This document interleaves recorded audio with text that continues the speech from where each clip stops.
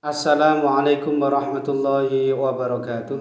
Alhamdulillah wassalatu wassalamu ala Rasulillah wa ala alihi wa sahbihi wa man tabi'ahu wa mawala amma ba'd. Sahabat-sahabat Bahas Sunan channel tercinta yang dirahmati Allah Subhanahu wa taala, dimanapun Anda berada, semoga kita semua senantiasa dalam lindungan Allah Subhanahu wa taala, diparingi panjang umur, sehat, murah rezekinya tur barokah. Amin ya rabbal alamin. Baik, dalam video kali ini akan menyampaikan sebuah ulasan mengenai kejayaan, kesuksesan atau peruntungan hidup seseorang yang didasarkan pada weton kelahirannya. Dan yang akan bahas kali ini adalah 10 orang terkaya di Indonesia. Siapa saja mereka? Maka simak baik-baik video ini. Baik. Kita langsung saja pada pembahasannya. Nah, berikut ini adalah 10 orang terkaya di Indonesia versi majalah Forbes tahun 2019-2020 ini ya. Baik, yang pertama, orang terkaya di Indonesia adalah Budi Hartono dan Michael Hartono ya. Ini adalah dua bersaudara bos PT Jarum Kudus ya. Total kekayaannya ini sebesar 37,3 miliar dolar ya. Kalau dirupiahkan ini kurang lebih 523.091 triliun rupiah, luar biasa ya. Nah, diketahui Budi Hartono ini terlahir pada tanggal 28 April tahun 1940 ya. Dan kalau kita telusuri di penanggalan Jawa ini bisa kita ketahui ya, weton lahirnya adalah Minggu Wage ya. Minggu Wage ini ya Neptunnya berjumlah 9. Neptu wetonnya 9. Nah, Minggu Wage ini berada di bawah naungan Waseso Segoro dan Dadi Kayu ya. Keduanya sangat baik. Waseso Segoro ini bermakna banyak rezekinya dan perilakunya baik. Sedangkan Dadi Kayu ini bermakna dicintai di kalangan bangsawan atau orang-orang yang berpangkat dan memiliki keberuntungan selama hidupnya. Ini yang weton Budi Hartono ya. Kemudian yang saudaranya yaitu Michael Hartono ini diketahui terlahir pada tanggal 2 Oktober. Ini adalah kakaknya ya, kakak dari Budi Hartono ya. Michael Hartono ini terlahir pada tanggal 2 Oktober tahun 1939. Dan kalau kita telusuri melalui penanggalan Jawa ini bisa kita peroleh data wetonnya adalah Senen Kliwon ya. Weton Michael Hartono ini adalah Senen Kliwon.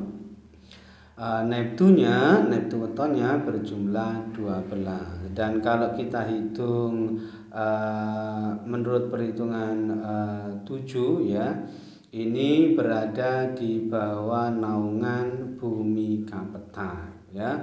Sedangkan kalau menurut perhitungan dibagi 9 ini ketemu atau tipe gigis bumi, berada di bawah naungan Bumi Kapetak dan gigis bumi ya.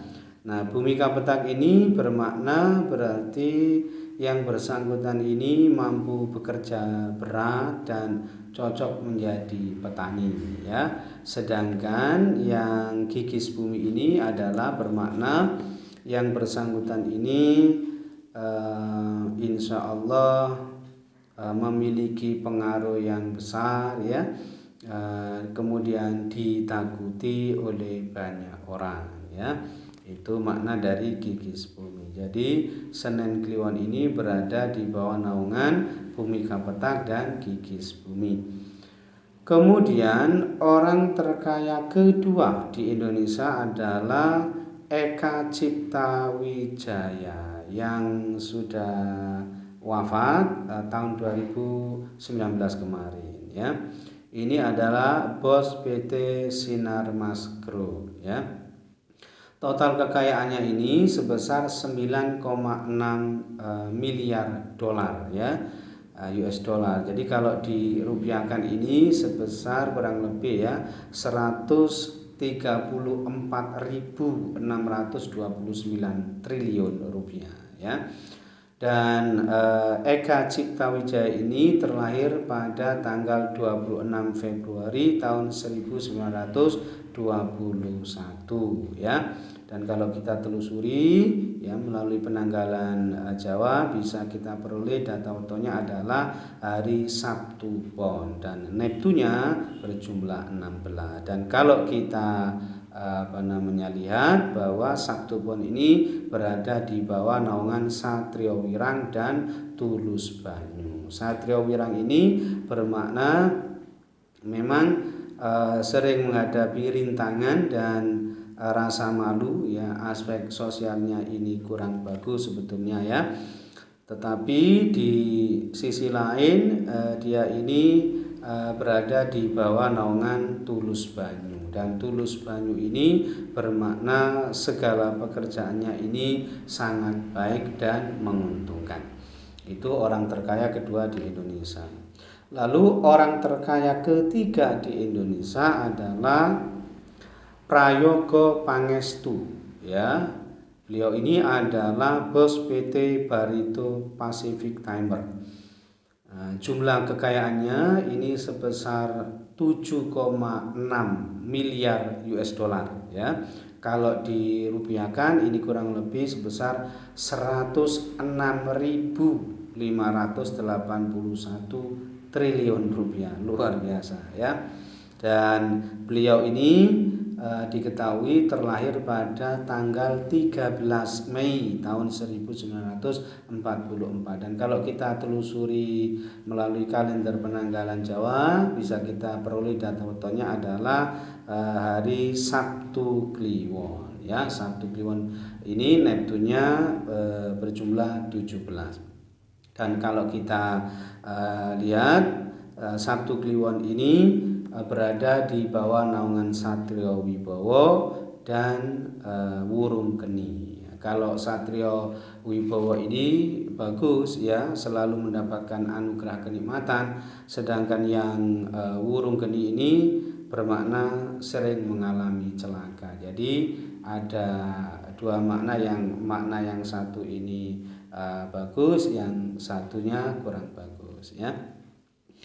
Kemudian yang keempat ya, orang terkaya keempat di Indonesia ini adalah Bapak Susilo Wonowijoyo ya. Beliau ini adalah bos PT Gudang Garam.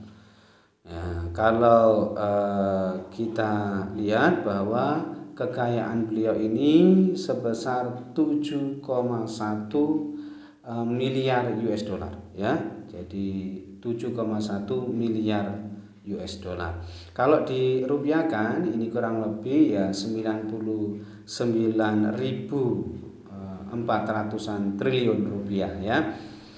Dan kelahiran beliau yaitu tanggal 18 November tahun 1959, dan kalau kita telusuri melalui penanggalan Jawa bisa kita peroleh data waktunya adalah hari Rabu Pahing, dan hari Rabu Pahing ini Neptu waktunya berjumlah 16, dan Rabu Pahing ini berada di bawah naungan Tunggak Semi dan Tulus Banyu. Kalau Tunggak Semi ini bagus, insya Allah selalu mendapatkan rezeki atau rezekinya selalu mengalir ya, lumintu ya. Sedangkan yang Tulus Banyu ini bermakna segala pekerjaannya ini baik dan sangat menguntungkan.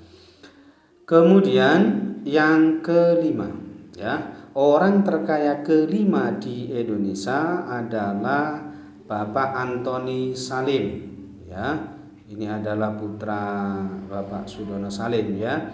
Ini adalah bos PT Salim Group. Dan total kekayaannya ini sebesar 6,9 miliar US dollar ya. Kalau dirupiahkan ini kurang lebih ya 96.600-an triliun rupiah ya. Beliau ini terlahir pada tanggal 25 Oktober tahun 1949 dan kalau kita telusuri ya melalui penanggalan Jawa ya bisa kita peroleh data weton beliau adalah hari Selasa Legi ya. Nah, berarti neptu wetonnya berjumlah 8. Dan Selasa Legi ini ya kebetulan berada di bawah naungan Lebu Katiop Angin dan Wurung Geni ya. Kalau Lebu Katiop Angin ini dianggap kurang bagus ya karena selalu berada dalam kondisi yang kekurangan dan sering berpindah tempat ya. Sedangkan yang Wurung Geni ya, Wurung Geni ini bermakna sering mengalami celaka. Jadi sebetulnya Selasa Legi ini naungannya sebetulnya kurang bagus ya. Kemudian yang keenam, orang terkaya keenam di Indonesia adalah Sri Prakas Lohia. Beliau ini adalah bos Indo Rama Corporation ya. Total kekayaan beliau adalah sebesar 6,4 miliar US dollar. Kalau dirupiahkan ini kurang lebih sebesar 89.600-an triliun gitu ya. Nah, beliau ini terlahir pada tanggal 11 Agustus tahun 1952 dan kalau kita telusuri melalui penanggalan Jawa ya, weton beliau ini adalah hari Selasa Pahing dan Selasa Pahing ini neptu wetonnya berjumlah 12 dan Selasa Pahing ini berada di bawah naungan Waseso Segoro dan Gigis Bumi ya. Waseso Segoro ini sangat bagus berarti banyak rezekinya dan perilakunya juga baik. Sedangkan yang Gigis Bumi ini bermakna memiliki pengaruh besar dan ditakuti banyak orang. Kemudian yang ketujuh ya, orang terkaya ketujuh di Indonesia adalah Datuk Sri Thohir. Beliau ini adalah bos Mayapada Group dan diketahui kekayaan beliau ini sebesar 4,8 ya, 4,8 miliar US dollar ya. Kalau dirupiahkan kurang lebih sebesar 67.314 triliun rupiah. Nah, beliau ini terlahir pada tanggal 26 Maret tahun 1952 dan kalau kita telusuri melalui penanggalan Jawa bisa kita peroleh data wetonnya adalah hari Rabu Wage dan Rabu Wage ini neptu wetonnya berjumlah 11. Nah, Rabu Wage ini berada di bawah naungan Sumur Sinobo dan Jagur Macan. Kalau Sumur Sinobo ini bagus ya, aspek sosialnya bisa menjadi sosok pengayom ya. Dan aspek sosialnya ini bagus ya, sedangkan yang Jagur Macan ini bermakna sering menghadapi musuh dan celaka atau istilahnya bernasib yang kurang baik dalam hidupnya ya.